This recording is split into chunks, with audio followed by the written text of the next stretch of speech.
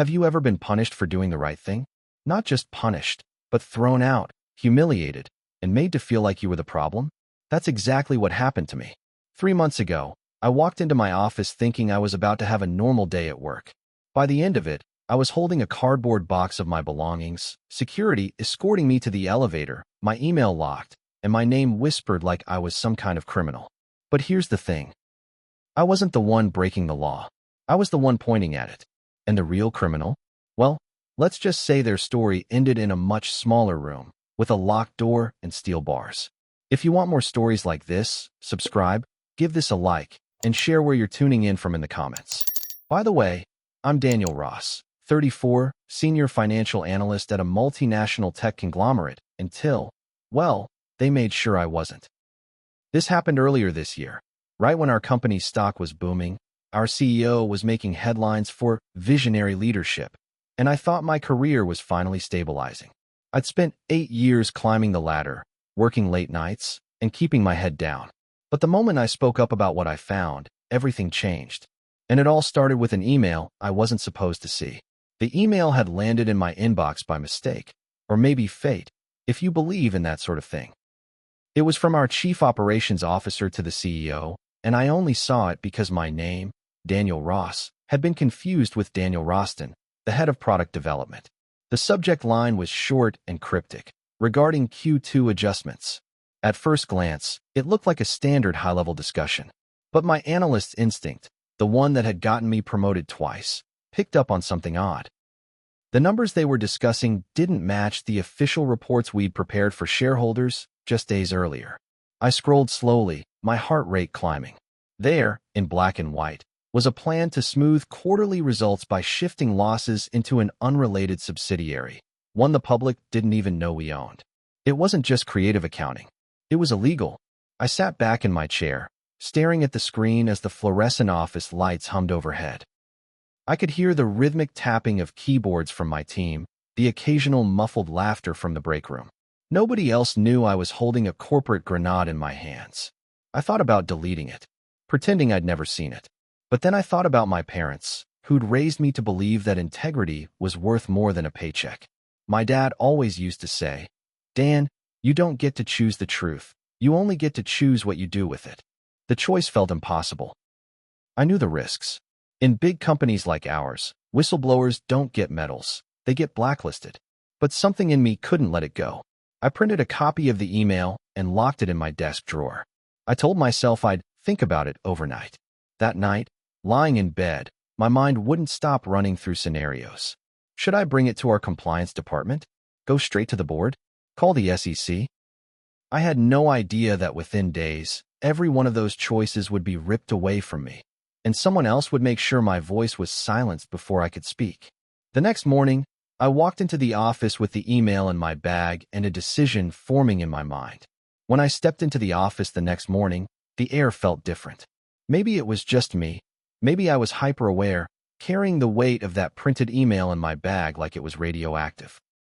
But the usual buzz of chatter in the open floor plan seemed muted. People glanced at me and then quickly looked away, as if they knew something I didn't. I tried to shake it off. I went straight to my desk, powered on my computer, and started reviewing the latest batch of invoices. I decided I wasn't going to act rashly. I'd first talk to Lydia, our compliance officer. She was sharp, meticulous, and had once told me she'd left her last job because of questionable reporting practices. If anyone would understand, it would be her. But when I got to her office, the door was closed, blinds drawn. That was unusual. Lydia was almost always visible, the kind of person who prided herself on an open-door policy. I knocked lightly. No answer. I knocked again louder. Still nothing. I was about to walk away when I heard muffled voices inside. One of them was definitely Lydia's. The other, I froze. It was the CEO's. My heart thudded. The CEO almost never came down to this floor. If he wanted something, he summoned you upstairs. I pressed my ear slightly toward the door, but all I caught were fragments. Cannot, leak, dangerous, and if it surfaces, I pulled back, pulse quickening. That meeting wasn't about quarterly sales, and it wasn't a coincidence. I decided to wait them out. I parked myself at a table near the glass wall of the conference room across the hall, pretending to scroll through spreadsheets. 30 minutes passed before the door opened. The CEO strode out first, his perfect navy suit crisp, his face unreadable. Lydia followed, avoiding my eyes. When she spotted me, her expression flickered, not surprise, but warning. And that was when I knew. I might have been planning to go to her, but she already knew about the email, and she wasn't going to help me. I turned back to my desk, that printed copy of the email burning a hole in my bag. I still thought I had time to figure out my next move. I was wrong. By the end of the day, I wouldn't have a desk to come back to. Around 3 in the afternoon, I got an email from HR. Subject, urgent, meeting request from Karen Wills, head of human resources time. 3:30 p.m. location. 18th floor, conference room, B. There was no explanation in the body of the email. Just a sterile, copy-pasted invitation. The 18th floor was where big decisions were made. Promotions, demotions, terminations. I'd been there twice in my 8 years with the company, once for my promotion to senior analyst, and once to help present a financial model to the executive team. Both times, I'd left feeling accomplished. This time, my gut told me I wouldn't be leaving with a smile. As I rode the elevator up, I caught my reflection in the chrome paneling. My tie was slightly crooked, my eyes had that wired, sleep-deprived edge. I straightened up, forcing myself to look calm. Karen was waiting for me in the hallway when the elevator doors opened. She was joined by a man I didn't recognize, tall, broad-shouldered, with the kind of flat stare you get from working in corporate security. "Daniel," Karen said, voice overly pleasant. "Come with us." We walked into the conference room. It was empty except for a folder on the table. Karen gestured for me to sit, and then she and the security guy sat across from me. Karen opened the folder and began reading from a prepared statement. Something about violations of company policy, breach of confidentiality, and misuse of proprietary information. My ears buzzed. I interrupted. "What are you talking about?" "I haven't," she cut me off. "Daniel, the decision has been made. Your access is already revoked. We'll need your badge and laptop."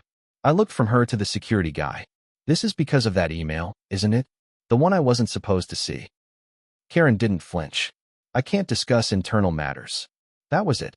No explanation, no chance to defend myself. My mind was racing. They knew I had seen it. And now they were making sure I wouldn't have the chance to do anything about it. Security escorted me to my desk. The walk of shame, every colleague avoiding my gaze, pretending not to notice. I packed my things into a box with numb hands. Inside my bag, under the pile of personal papers, the printed email was still there. My one piece of evidence. As the elevator doors closed, the security guard's hand hovering near my arm, I knew 2 things for sure. They thought they'd silenced me. I wasn't done yet. The moment I stepped out of the building, the cold air slapped me in the face. My job was gone, my reputation probably in ruins, and yet my mind was locked on one thing. They were getting away with it. I stood on the sidewalk for a few seconds, gripping that cardboard box like a lifeline. People rushed past me, phones glued to their ears, coffee cups in hand, completely oblivious that my entire career had just been detonated. I found myself walking without thinking, heading toward the small cafe 2 blocks away where I'd eaten lunch 100 times. I ordered a black coffee, grabbed a seat by the window, and stared at the folded piece of paper in my bag, the printed email. My proof. My curse. Part of me wanted to march it straight to the SEC. Another part worried I'd be labeled as some bitter ex-employee, dismissed before anyone even looked at the facts. Worse, if the company found out I still had the document, they could try to frame me for theft or breach of confidentiality. The frustration was eating me alive. 8 years of loyalty, late nights, fixing other people's mistakes, and this was my reward.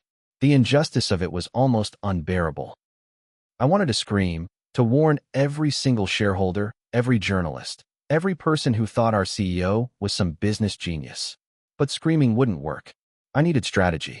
I needed allies. That was when my phone buzzed, a text from an unknown number. "You don't know me, but I know what they did to you.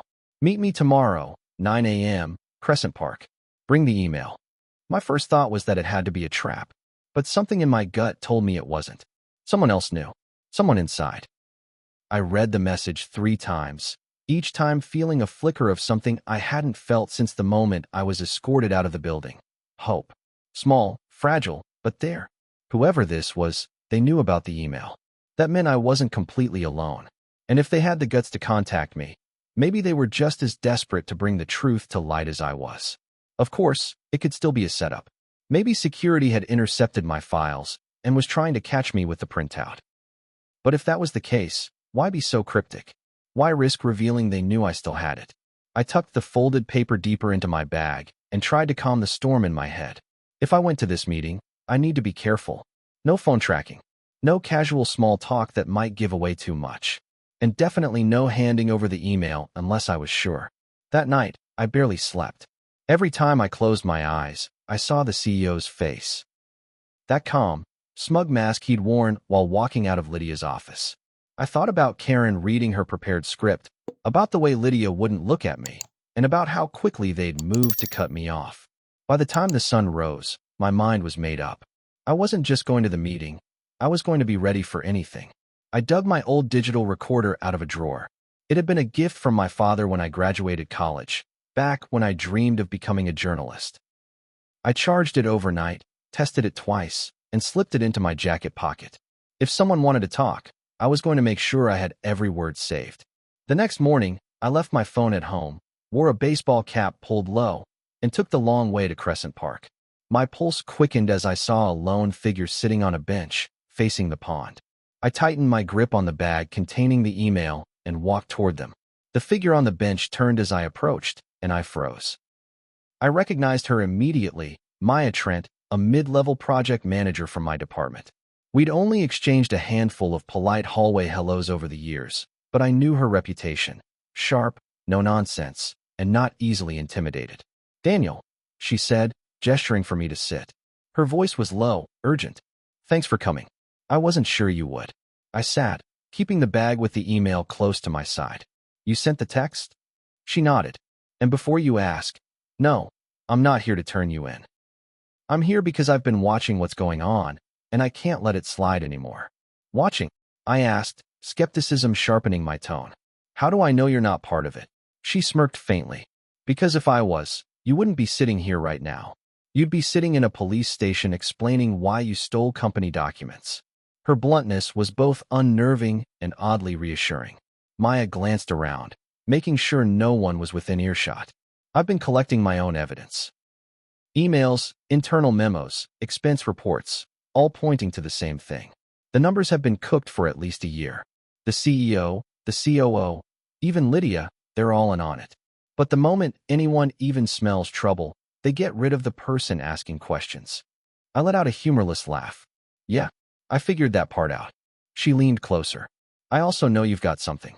That email you saw, it's not the smoking gun by itself, but it's a start. And if we combine what you have with what I've been gathering," her eyes locked on mine, and for the first time in days, I felt a flicker of possibility. "We could blow this wide open." But just as I started to respond, a shadow fell over us. Someone was standing behind the bench. Maya's body stiffened before I even turned around. Standing there was a man in a charcoal overcoat, tall, clean-cut, and wearing sunglasses despite the overcast sky. He didn't say a word, just tilted his head in a way that felt more like an order than a greeting. "Maya," he said finally, his voice smooth but cold. "You weren't at the office this morning." "I took a personal day," she replied, her tone clipped but steady. His gaze shifted to me. "Daniel Ross. Funny running into you here." I'd never seen him before, but something about his presence screamed executive muscle. Maybe legal, maybe security. Either way, not someone who just happened to be strolling through the park. Maya rose to her feet, and I followed. "We were just catching up," she said casually. He smiled faintly, but it didn't reach his eyes. "Well, don't let me interrupt. Just be careful who you're seen with these days. You wouldn't want the wrong people getting the wrong idea." Without waiting for a response, he walked off toward the parking lot, his pace unhurried, like he already knew exactly where we'd be later. When he was out of earshot, I exhaled sharply. "Who the hell was that?" Maya shook her head. "Legal counsel for the CEO. And if he knows we've spoken, then we don't have as much time as I thought." A sick, sinking feeling hit my gut. Whatever fragile safety we'd had just shattered. They were already watching her, which meant they were watching me too. She grabbed my arm, her voice urgent now. We need to move everything off our personal devices.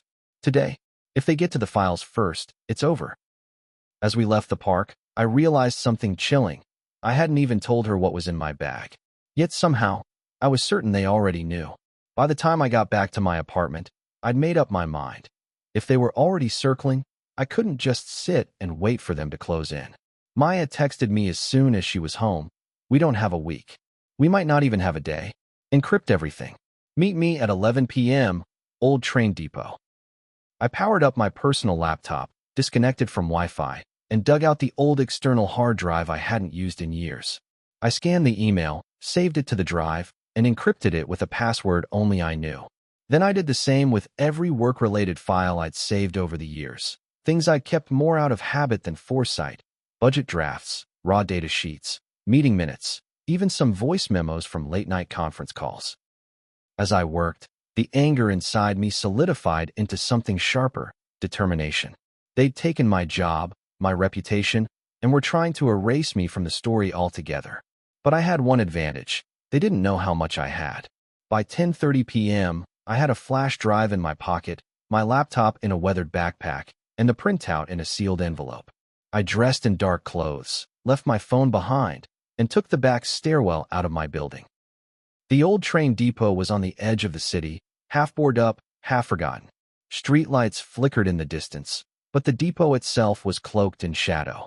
Maya was already there, leaning against a rusted metal column, her own backpack slung over one shoulder. "You ready for this?" she asked, her breath visible in the cold air. "Ready as I'll ever be," I said. That's when she reached into her bag and pulled out something I didn't expect. A slim, black laptop that looked nothing like a standard work-issued machine. "This," she said, "is where the real fun begins." Maya set the laptop on a crate, flipped it open, and the screen came to life with an interface I didn't recognize. No company logo, no Windows or Mac OS. Just a clean, dark terminal with lines of code scrolling in green.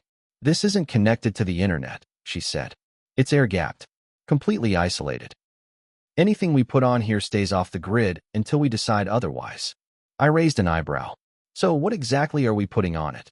She unzipped her backpack and pulled out a small stack of flash drives, each labeled with a date. Every questionable transaction I've tracked for the last 12 months. Payments to shell companies, contracts for services that were never performed, inflated project costs, all of it. She glanced at my bag. "And now, your email." I slid the envelope across to her. She didn't even open it right away. She just gave me a look that said she understood exactly how dangerous that piece of paper was. "This," she said finally, "is the first time we have proof that ties the accounting fraud directly to the CEO's inbox. Everything else I've got is circumstantial, enough to raise questions, but not enough to bring charges. With your email," she let the thought hang in the air. I didn't need her to finish the sentence. This was the missing link. We spent the next 2 hours transferring files, cross-referencing her data with mine, and building a digital chain of evidence that was airtight. Every time we found a connection, a suspicious payment here, a matching memo there, the picture became clearer. This wasn't a one-time mistake. It was a calculated, ongoing scheme to defraud shareholders and inflate the company's value. At one point, Maya sat back, rubbing her temples. "Daniel, this could take him down. Not just him, the whole executive tier. But we have to be careful about where we take it. If we go to internal auditors, it'll disappear. If we leak it online without the right channels, they'll spin it as fake. So what's the move?" I asked. She looked at me with a faint, almost dangerous smile. "We go federal." The words hung in the cold air between us. We go federal. I wasn't naive. I knew what that meant. The SEC, the FBI, maybe even the Department of Justice if the fraud was big enough. Once we crossed that line, there'd be no going back. We wouldn't just be whistleblowers. We'd be targets. But Maya had a plan. "We don't hand over everything at once," she explained. "We start with enough to make them take us seriously and enough to get protection. Whistleblower status. That way, if they try to come after us, it's obstruction of justice." I thought about the CEO's smug face, the way Karen from HR had read my termination script without blinking, the cold detachment in that corporate lawyer's voice at the park. Protection suddenly sounded less like paranoia and more like survival. We arranged our files into two sets, the bait and the vault. The bait was a curated package, the email, a handful of damning transactions, and an executive memo approving off-the-books transfers. The vault was everything else, the full scope of evidence, sealed away until we knew we were in safe hands. By 2 a.m., we had the bait ready on an encrypted drive. Maya shut the laptop, slipped it into her bag, and looked at me seriously. Tomorrow morning, I make a call to a contact in the SEC. She's not just some clerk, she's an investigator I trust. But the moment we set this in motion, we have to assume they'll know within hours. The reality hit me in a way it hadn't before. You think they'll try to shut us down before we get there? Her expression hardened. I think they'll try to make us disappear from the narrative. That's why we keep moving. No routine, no paper trail. And Daniel, whatever happens next, you have to be ready to burn bridges. It wasn't just my job on the line anymore. It was my safety, my future, maybe even my life. But for the first time since the day they'd fired me, I felt something stronger than fear. I wanted to see them fall. The next morning, I woke to 3 missed calls from an unknown number and a voicemail that made my stomach knot. Daniel Ross, this is a courtesy call. You're walking into something you don't understand. Stop before you ruin your life. Last warning. The voice was male, calm, and eerily polite, which made it worse. I played it twice more, noting the deliberate pacing, the absence of any identifiable accent. Whoever it was, he'd done this before. I deleted the voicemail immediately, then grabbed the burner phone Maya had given me the night before. She picked up on the first ring. They're already circling you, she said without greeting. I'm getting the same treatment. Anonymous calls, blocked numbers. And last night, she hesitated, then lowered her voice. Someone followed me home. Silver sedan. No plates. We both knew what that meant. We were out of time. I met her at a coffee shop near the Federal Building. Neutral territory, crowded enough to discourage anyone from making a scene. Maya had the encrypted drive in a small padded envelope, tucked under her coat. We sat at a corner table, pretending to scroll our phones while scanning the room. 2 men in suits sat by the window, sipping coffee without speaking. Another lingered too long at the sugar station. My paranoia was running wild, but Maya was composed, eyes cool and calculating. We have a 15-minute window before my contact meets us, she murmured. After that, we get her to take the bait drive. We walk out separately, and we vanish for a few days. But then the cafe door opened, and I froze. Walking in, smiling like a man who owned the room, was the CEO. For a second, my pulse spiked so hard I thought I might pass out. He was dressed exactly like the day I'd last seen him. Immaculate navy suit, silk tie, not a hair out of place. Except now, his eyes were scanning the cafe, sharp and purposeful. Maya didn't look up from her cup, but I saw her grip tighten on the handle. Don't turn around, she murmured. He's not here for coffee. It hit me like a jolt. This wasn't chance. He knew. He'd tracked us, or someone had tipped him off. But instead of panic, I felt something shift inside me. Maybe it was the exhaustion, or maybe I was just done being afraid. I took a slow sip of my drink, set it down, and turned to face him. Mr. Wexler, I said evenly. The CEO's eyes locked on mine, and a thin smile spread across his face. Daniel, I was hoping we could have a chat. Maya leaned back in her chair, folding her arms. We're a little busy. Wexler ignored her, stepping closer until his shadow fell over the table. You've been talking to people you shouldn't. About things you don't understand. I'm offering you a chance to walk away. Quietly. Generously. Generously? I asked, my voice calm but edged. He slipped a business card from his jacket and placed it on the table. Call that number by midnight. We can make all of this disappear. And you can start fresh. But if you don't, that's a nice speech. I cut in, pushing the card back toward him. But I don't negotiate with criminals. His smile faded, replaced by a flash of irritation. You're making a mistake. Maybe, I said, standing now so we were eye to eye, but it's the right one. For the first time, he looked unsettled. Not much, but enough for me to know I'd hit a nerve. Wexler's eyes narrowed, but he didn't say another word. Instead, he straightened his tie, glanced once at Maya, and walked out of the cafe as calmly as he'd walked in. The bell over the door jingled like nothing had happened, but my heartbeat was still hammering in my ears. Maya waited until the door closed behind him before speaking. That was risky. Yeah, I said, sitting back down. But I'm done letting him think he can scare me into silence. Her lips curved into a faint smirk. Good, because after that little display, we can be sure he knows exactly what we're doing, and we can use that to our advantage. I frowned. How? She leaned forward, lowering her voice. Wexler is arrogant. He thinks he can outmaneuver anyone.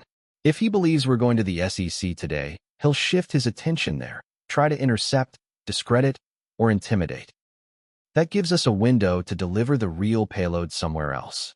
I caught on quickly. Parallel channels. Exactly, she said. We'll give my SEC contact a copy of the bait drive like planned, but at the same time, we send the full vault to an investigative journalist I know. One with a track record of breaking corporate crime stories, and the guts to stand by it even under pressure. I hesitated. Won't that make him come after us even harder? She gave me a look that was equal parts warning and resolve. Daniel, he's already coming after us. The difference is, this way, the story gets out before he can bury it. I nodded slowly. So, who makes the drop to the journalist? Her answer was immediate. You. The name she gave me wasn't just some random reporter.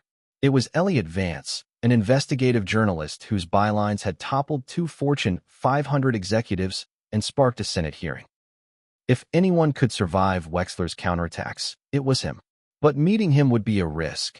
He was well known, and if anyone tailed me, it would blow the plan. Maya mapped it out in precise detail. We split up after the SEC meeting. You take the Metro 3 stops, switch lines twice, then walk the last half mile. No taxis, no ride shares. And you don't bring your phone. I memorized the instructions, then took the flash drive she handed me, the vault. I could feel the weight of it in my pocket, even though it was barely an ounce. Years of fraud, corruption, and deceit condensed into a single piece of metal. The SEC meeting was tense, but uneventful. Maya's contact, a sharp-eyed woman named Priya, took the bait drive without asking many questions, though her glance at us told me she suspected the story ran deeper. As soon as we stepped outside, we split. Maya headed toward the main boulevard. I turned down a side street and disappeared into the underground metro. My cap was pulled low, my scarf covering most of my face, but I still felt every stare like a spotlight. 45 minutes later, I emerged near a quiet row of brownstones. The air smelled faintly of roasted coffee and winter rain. I spotted the address Maya had given me, a corner cafe with a dimly lit interior. Inside, at the far table, sat Elliot Vance. Mid-40s, scruffy beard, leather satchel at his side. He looked up when I approached, and without a word, I slid into the seat across from him. You must be Daniel, he said, his voice low. Maya told me you have something that'll blow the roof off. I took the flash drive from my pocket and set it on the table between us. This, I said, will take Wexler down. Elliot didn't touch the drive right away.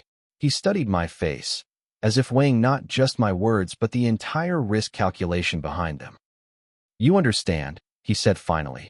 Once I open this, there's no undoing it. If it's what you say it is, Wexler won't just fight back. He'll scorch the earth. I've already lost my job, I replied. If I let him walk, I lose a lot more than that. His mouth twitched in something between a smirk and a nod of respect. He reached into his satchel, pulled out a slim, unmarked laptop, and plugged the drive in. The screen lit up with folders, and his eyebrows rose slightly. You weren't kidding. For the next 15 minutes, we sat in near silence as he clicked through the files, transaction logs, internal memos, the infamous email, and cross-reference spreadsheets tying it all together. Every so often, he muttered a low Jesus, or they really thought no one would notice. Finally, he closed the laptop. This is airtight. If half of this is verified, and I'll make sure it is, it's not just fraud. It's conspiracy. Wexler and his buddies could be looking at prison time. A surge of vindication pulsed through me, but it was tempered by his next words. The moment I publish, you and Maya will have targets on your backs. Not just corporate lawyers, private investigators, smear campaigns, maybe worse. You ready for that? I thought of the anonymous calls, the man in the park, the cold smile Wexler gave me in the cafe. My voice was steady when I said, I'm already living it. Might as well make it count. Elliot slid the drive into his satchel, zipped it up, and stood. Give me 72 hours. Stay off the grid. And Daniel, whatever happens, Don't break radio silence unless it's life or death. As I watched him walk out into the rainy street, the reality hit me. In 3 days, the world might know everything. Or I might disappear before it ever sees the light of day. The next 3 days felt like years. I stayed in a cheap motel on the outskirts of the city, using cash only, keeping the curtains drawn and the lights dim. Maya checked in twice from burner numbers, her updates clipped, still clear on my end. No sign of them. But even she sounded tense, like she was waiting for a shoe to drop. On the morning of the 3rd day, it did. I woke to the sound of tires screeching outside. Peeking through the blinds, I saw 2 black SUVs parked in the lot, engines idling. 4 men in dark suits stood by the vehicles, scanning the motel doors. My stomach dropped. I grabbed my backpack, already packed with the essentials, and slipped out through the bathroom window. The drop to the ground wasn't far, but the thud of my landing felt like a gunshot in the quiet morning air. I darted around the back of the building, cutting through a narrow alley toward the main road. My plan was simple: get to a crowded place before they spotted me. But as I reached the corner, a voice called out behind me. "Daniel." I spun. Wexler himself was standing there, flanked by 2 of the suited men. No smug grin this time. His expression was cold steel. "You made a mistake," he said, stepping closer. "Vance doesn't scare me. He'll be discredited before he even hits publish. You, on the other hand." He let the threat dangle. I took a slow breath, forcing myself not to show fear. "You're scared enough to come find me in person. That tells me everything I need to know." His jaw tightened. "Walk away, Daniel. Last chance." "Too late," I said. The story's already moving. His eyes narrowed, just enough for me to know I'd hit the mark. He didn't have the full picture. He didn't know the files were already in multiple hands. And then, from down the street, a voice shouted, "Daniel Ross." I turned to see 2 uniformed officers striding toward us. For a split second, I didn't know if they were here to help me or take me in. The officers closed the distance fast, one of them already pulling a folded piece of paper from his pocket. "Daniel Ross," the taller one said. "We have a request to bring you in for questioning." He stopped mid-sentence when the other officer leaned in and whispered something. His eyes flicked toward Wexler, then back to me. "Actually," the second officer said, his tone shifting, "Mr. Ross, you're going to want to hear this. There's a federal warrant out for him." He jabbed a finger toward Wexler. For a moment, the world froze. Wexler's face went slack, the color draining away as the taller officer unfolded the paper and began reading aloud. "By order of the United States District Court, you are under arrest for securities fraud, wire fraud, and conspiracy to commit financial crimes." The suits at his sides tried to intervene, but a pair of unmarked cars screeched up and plainclothes federal agents poured out. In seconds, Wexler was cuffed, the flash of metal catching the morning light. Maya appeared then, jogging toward me from across the street, her coat pulled tight against the wind. "Vance dropped the story an hour ago," she said, breathless. "The feds moved the second it went live. It's everywhere, every network, every site." I watched as Wexler was led to a waiting car, still shouting about lawyers and retaliation, his voice swallowed by the chaos of reporters now swarming the scene. One of the federal agents approached me, offering a firm handshake. "You and Ms. Trent will be contacted for formal statements. But for now, I think it's safe to say your part in this is over." As the SUVs pulled away with Wexler inside, I felt the weight of the past weeks begin to lift, replaced by something I hadn't allowed myself to feel in a long time. Relief. Not complete peace, not yet. But the truth was out, and that was enough. Even after the arrest, the noise didn't die down overnight. The media storm was relentless. Headlines splashed across every outlet, talk shows dissecting the scandal, financial analysts debating how the company could survive without its visionary CEO. From my motel room, I watched the coverage in a strange mix of satisfaction and disbelief.